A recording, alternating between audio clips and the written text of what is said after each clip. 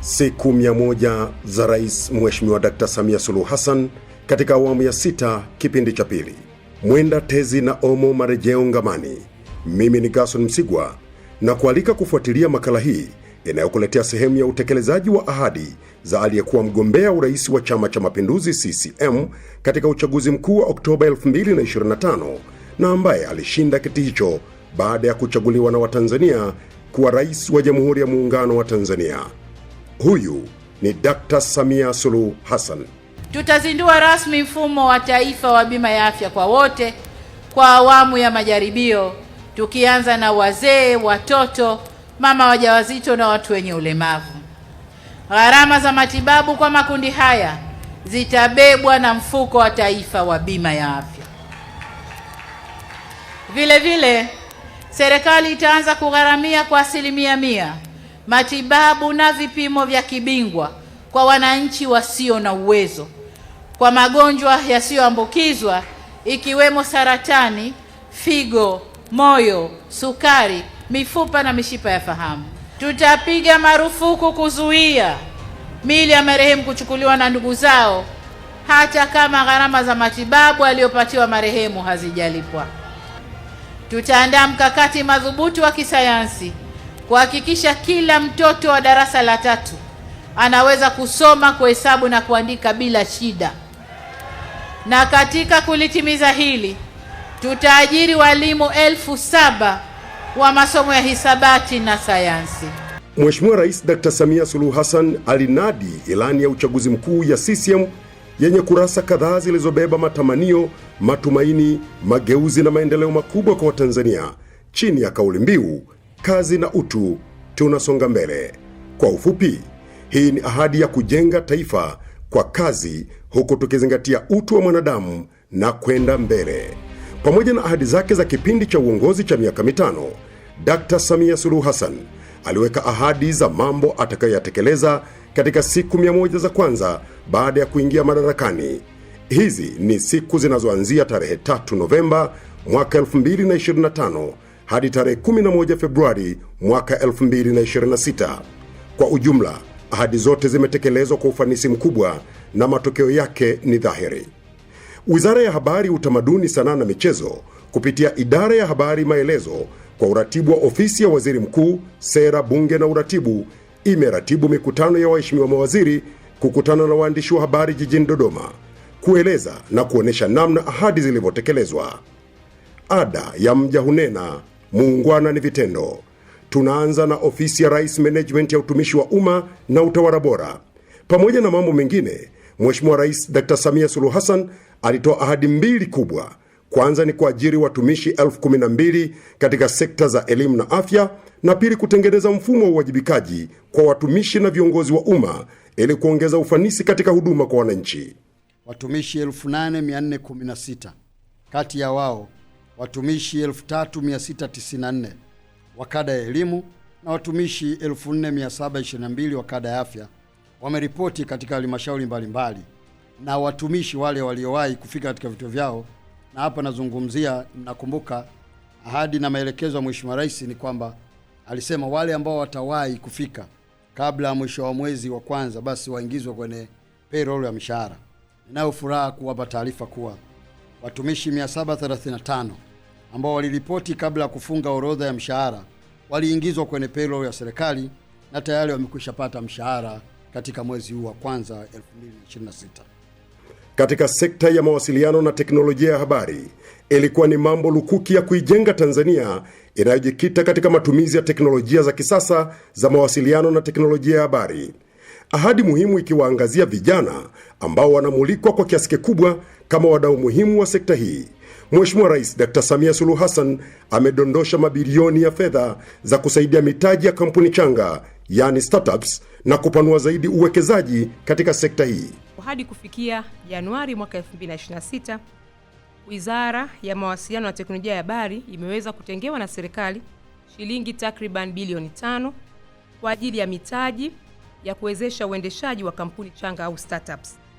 Na hii pia ameweza kutekeleza katika wizara zingine takriban 7, kwa karibia wizara 8 ndio zimeguswa na swala hili la ahadi kuhusu kampuni changa kupata mitaji.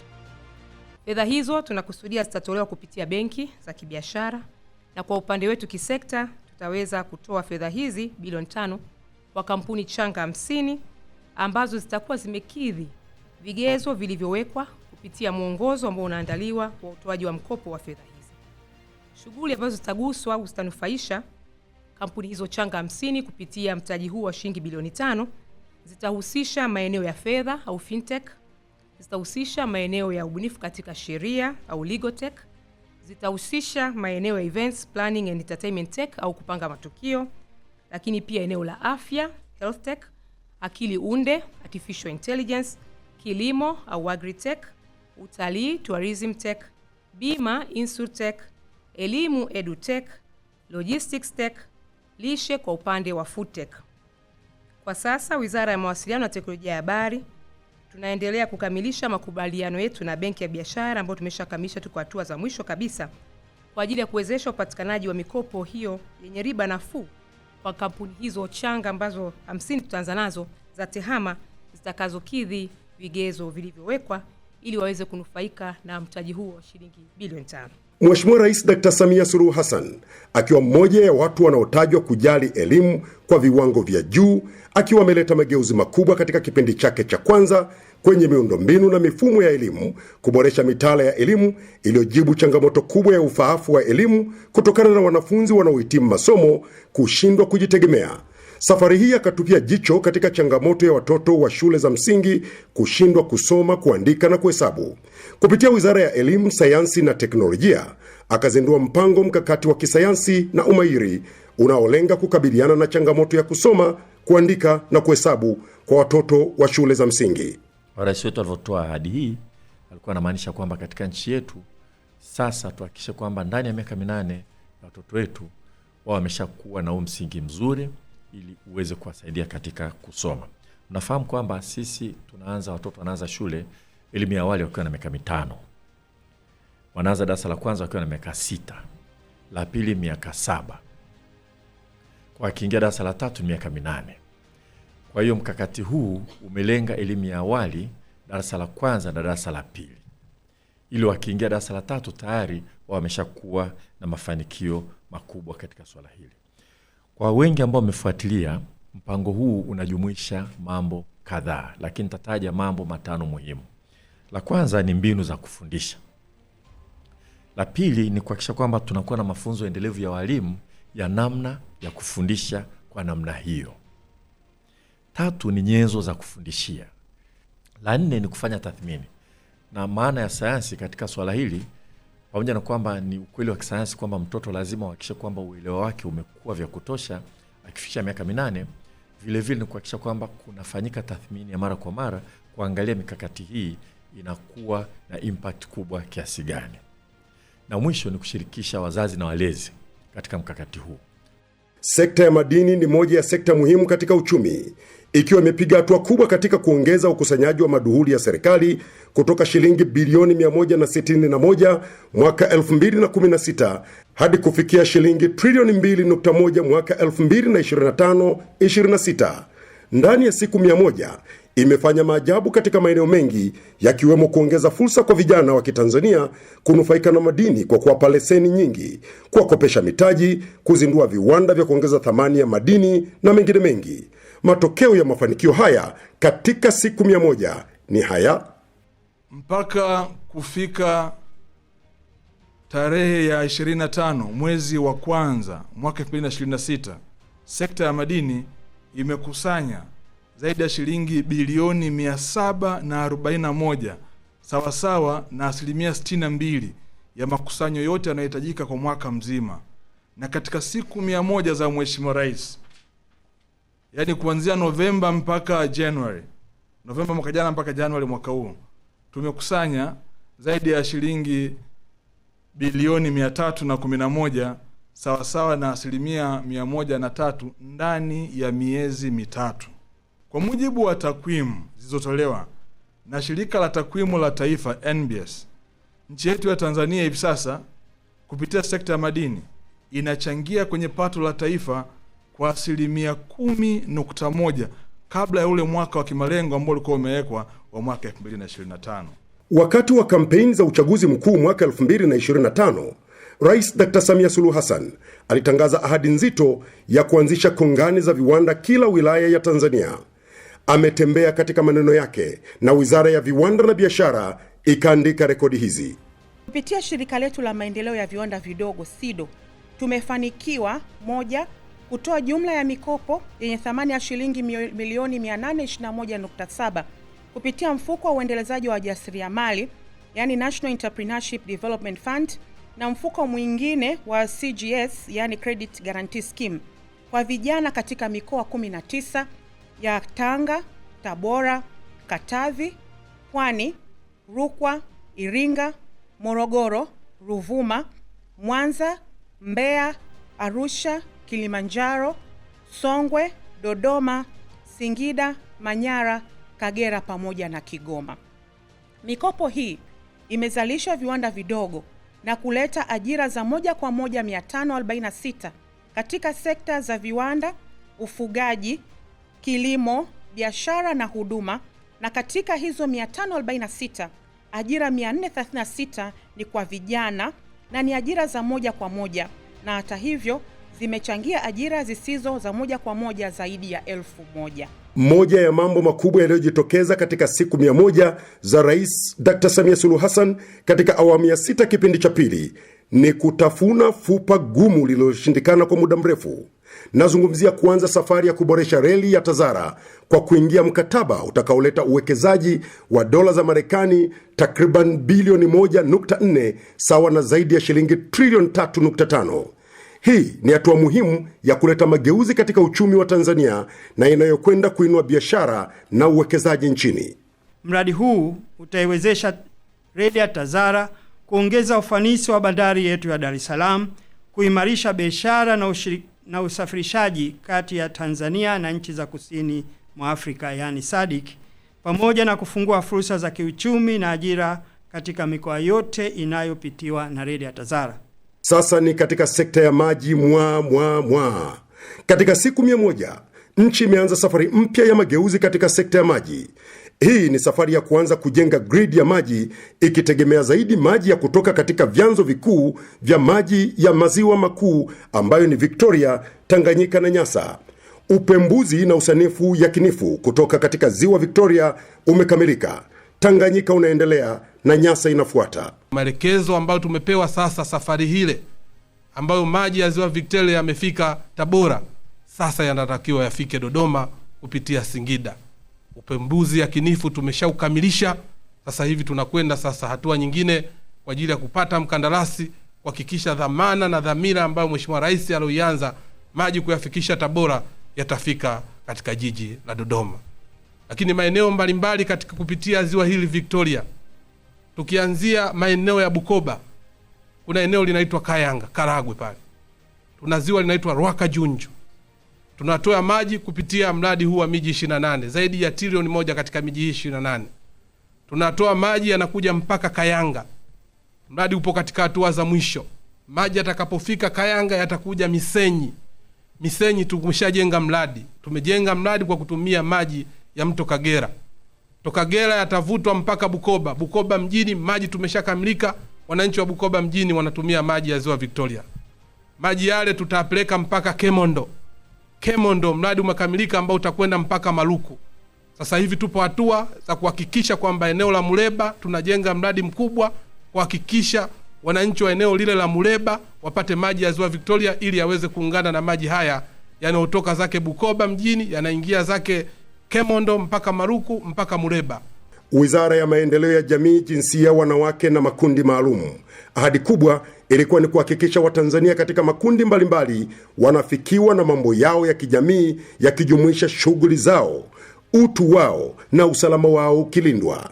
Yamefanyika mengi katika sekta hii na kwa kifupi ni Wizara ya Maendeleo ya Jamii, Jinsia, Wanawake na Makundi Maalum tayari imesajili jumla ya wafanyabiashara ndogondogo 119,595 katika mfumo wa usimamizi na usajili wa wafanyabiashara ndogondogo nilioutaja hapo awali, ili waweze kunufaika na fursa za kiuchumi, ambapo wanawake ni 73,341 na wanaume ni 46,254.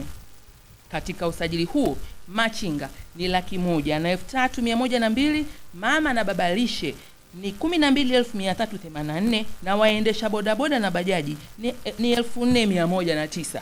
Hapa niseme makundi haya niliyoyataja na mengine mnakaribishwa sana kuchangamka kuja kufanya usajili kwenye mifumo hii kwa ajili ya kuzifahamu na kuzifikia fursa zinazowahusu. Vile vile katika kipindi hiki Wizara ya Maendeleo ya Jamii, Jinsia, Wanawake na Makundi Maalum imepokea jumla ya shilingi bilioni 10.5 jamani. Na hii ni kwa ajili ya kutoa mikopo yenye masharti nafuu na riba ya 7% kwa mwaka kwa wafanyabiashara ndogo ndogo, ambapo tayari jumla ya shilingi bilioni 1,351,660 zimetolewa kwa wafanyabiashara 588 kupitia mfumo wa benki ya NMB, na zoezi la utoaji mikopo linaendelea nchini. Katika sekta ya afya, ahadi kubwa ilikuwa ni kuanza kwa utekelezaji wa bima ya afya kwa wote. Ahadi hii imeanza kutekelezwa kwa awamu. Tayari makundi ya watu wasio na uwezo yanasajiliwa kwa ajili ya kupata bima ya afya kwa wote. Kifurushi cha msingi cha shilingi 1,500,000 kwa kaya ya watu 6 kimezinduliwa, na maiti hazizuiwi tena katika vyumba vya kuhifadhi maiti kutokana na kudaiwa malipo ya matibabu katika hospitali za serikali. Mheshimiwa Rais aliahidi kutozuia maiti au mili ya wagonjwa iliyofariki katika vituo vyetu mbalimbali nchini. Naomba nichukue fursa hii kuwatangazia Watanzania kwamba tayari Wizara ya Afya imekwisha tekeleza agizo hili la Mheshimiwa Rais alilolitoa wakati wa kampeni. Taasisi zetu zote, hospitali zetu zote za rufaa maalum na vituo vyetu vyote vya afya, baada ya maelekezo ya Mheshimiwa Rais na sisi wenyewe ndani ya wizara kujipanga na kulisimamia, niwatangazie Watanzania hakuna maiti inayozuiliwa katika vituo vyetu vyote hapa nchini. Mpaka wakati huu nimesimama hapa, hakuna. Lakini kila taasisi, kila kituo kimeweka utaratibu ni namna gani watakubaliana wanajamii waliofika kwenye vituo vyetu na kituo husika au taasisi au hospitali yetu katika maeneo husika. Na utaratibu huu ni utaratibu mwepesi, ni utaratibu unaoeleweka na utaratibu wa makubaliano. Kwa hiyo nichukue fursa hii kuwatangazia Watanzania kwamba tunapoelekea kuhitimisha siku 100 za Daktari Samia Suluhu Hassan tangu aingie madarakani, hakuna kituo, hakuna hospitali, iwe ni ya rufaa, iwe ni ya taifa, iwe ni hospitali za mikoa, iwe ni vituo vyetu vya afya, zahanati na maeneo yetu yote, ambapo maiti zinazuiliwa katika vituo vyetu hivi. Wizara ya Habari, Utamaduni, Sanaa na Michezo ikiwa na jukumu la kutekeleza kama nguvu laini ya nchi. Waziri wake Paul Christian Makonda naye ndani ya siku 100 akatangaza donge nono kwa watengeneza maudhui ya mtandaoni. Wizara yetu imepatiwa fedha takriban bilioni 2 kwa ajili ya content creator, kwa ajili ya vijana wa online TV wanaofanya shughuli zao kupitia mitandao ya kijamii na kuendesha maisha yao. Iwe ni TikTok, iwe ni Instagram, iwe ni Facebook, iwe ni YouTube, iwe ni any program ambayo unaifanya, Daktari Samia ameamua kukuwezesha ili upate kutimiza ndoto yako. Naomba kutumia nafasi hii kuwatangazia kijana yoyote mwenye ndoto ambaye ameshaanza safari ya kuipigania ndoto yake, ambaye ameshaanza safari ya kutafasiri ndoto yake kwa vitendo kwenye mikoa yetu yote ya Tanzania, kokote kule aliko, aende kwenye ofisi za wilaya ama halmashauri ama jiji ama kwenye wilaya kwa maana ya mkuu wa wilaya, kupitia kwa maafisa habari wa wilaya, mkajiandikishe. Peleka taarifa zako, waambie wewe ni nani, unashughulika na nini. Yawezekana wewe content creator umeamua kutengeneza maudhui ya familia, umeamua kutengeneza maudhui ya michezo, umeamua kutengeneza maudhui ya sanaa mbalimbali, ikiwemo hata maudhui ya utalii. ukifika pale andikisha jina lako, chombo chako ulichonacho, kazi unayoifanya, na sisi tutapokea taarifa hizo kama wizara na kuzichambua na kufanya mkakati wa kuwapatia hizo fedha kwa ajili ya kuwezesha shughuli yenu ya kutimiza ndoto mliokuwa nayo. Matumaini makubwa kwa vijana Mheshimiwa Rais Dr. Samia Suluhu Hassan ameyaweka kwa wizara yenye dhamana ya maendeleo ya vijana, wizara mpya kabisa, na haya ndio makuu. Aliahidi bilioni 200 kwa ajili ya wafanyabiashara wadogo, wakati na wakampuni changa. Ameshatimiza. Amezitoa zile fedha na amezielekeza kwenye sekta mahususi ili kijana kila kwenye sekta yake anayotaka kwenda aweze kufanikiwa. Leo ametenga fedha kwa ajili ya wavuvi, vijana wavuvi, kwa ajili ya vizimba vya samaki. Katika hizo bilioni 200 ametoa kwa ajili ya kilimo, ametoa kwa ajili ya ufugaji wanaotaka kunenepesha mifugo. Ametoa fedha katika hizo bilioni 200 kwa ajili ya vijana wabunifu kupitia Wizara ya Mawasiliano.